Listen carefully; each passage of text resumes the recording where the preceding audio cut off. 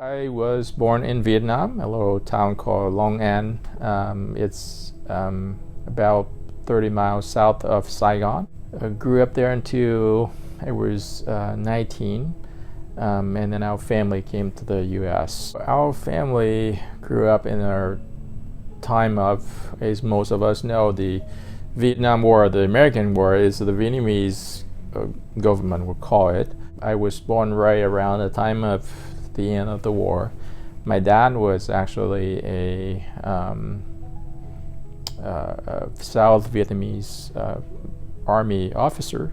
He actually was trained in the U.S. and sort of got telecommunications back then. His background was as teachers. He actually was in law school when he got drafted, and he was not really interesting. Nobody, I don't think any citizen of the world would be seeing their country at war, but he got drafted to it, and he didn't really involve much into all the battles and things, but he was trained in communication.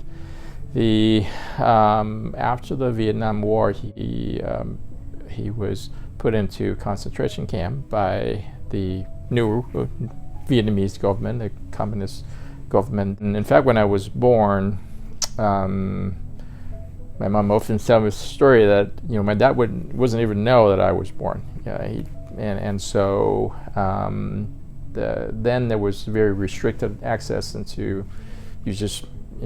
Most of the time my mom wouldn't know where he was because he sort of kind of taken and sort of kind of later found out he's going from different concentration camps to one to another. It took many years, but ultimately the U.S. and government and the Vietnamese government come into some agreement operation that allow South Vietnamese military members who was affiliated with the U.S. and a part of the army exercise and things like that, and it was treated harshly after the war, and so allowed the family to immigrate to the U.S. And so that's when our family came, and we came in July of 1995. I was in medical school in Vietnam. See, came in when I was 19, but in Vietnam, as most places in the world, you sort of got to go directly to 6-year program in medical school right after high school. And I finished high school when I was 17, and then so I spent the first 2 years sort of got in med school in Vietnam.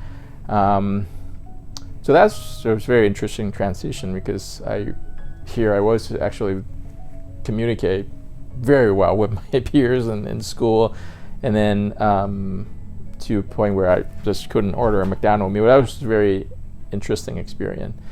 Vietnamese also known to be very resilient.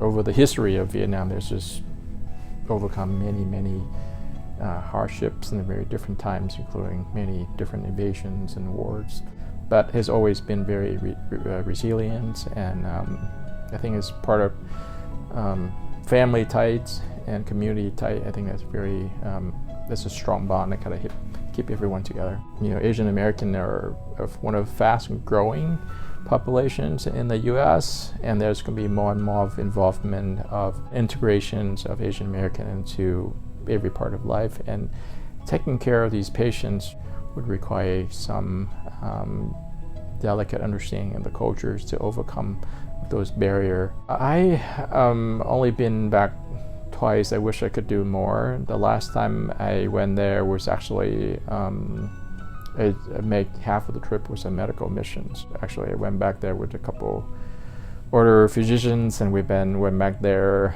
to operate, see patients, and a very humbling experience. Just got to bring some of the things that we learn and practice in the U.S. and bring back, apply to real lives in Vietnam. And the Vietnamese doctor was very eager to learn, and we learned something from them too. And so we all share experience. And yeah, I wish that of our busy life that we have more time to do meaningful things like that.